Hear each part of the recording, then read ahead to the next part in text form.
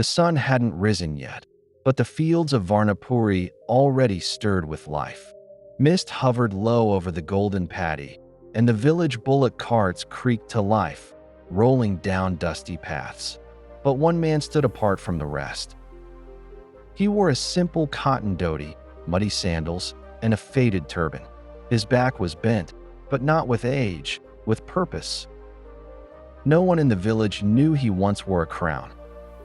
20 years ago, he was King Devduta, ruler of a vast kingdom known not only for its prosperity, but for its pride.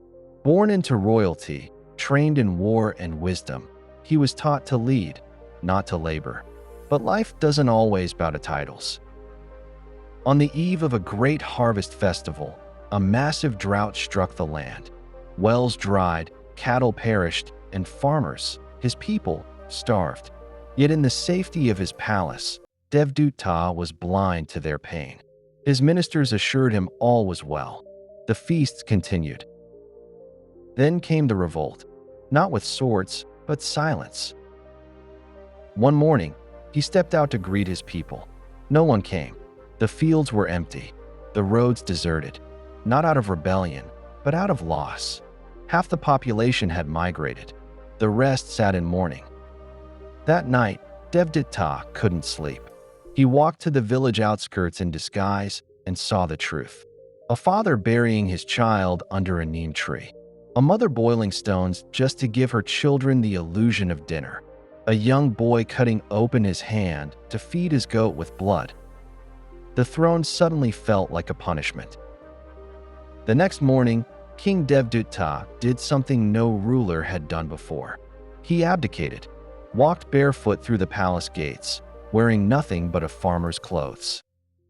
He disappeared. But he didn't go far. He came to Varnapuri, a struggling village untouched by aid.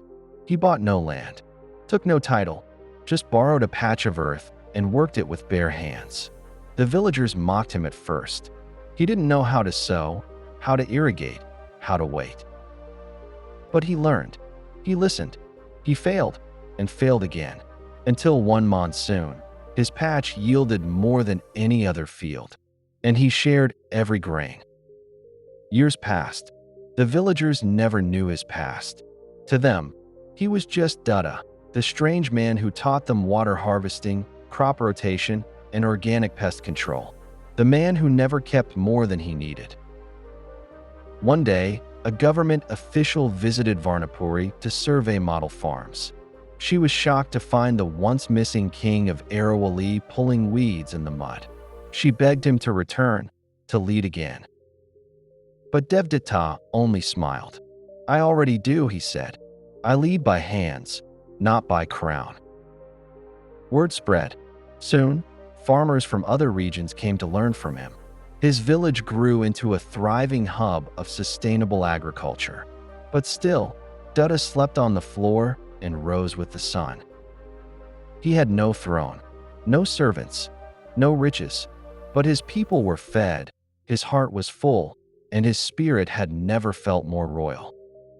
In a world chasing power, his story reminded many that greatness isn't in how many you command, but how many you uplift. Today, a statue of King Devduta stands not in a palace, but beside a well in Varnapuri. He holds not a sword, but a plow, not a crown, but a sickle. Because he was the king who gave up everything to become one of his people. Sometimes the greatest leaders are the ones who serve in silence. If you like this story, please like, comment, share, and subscribe. Thank you for watching.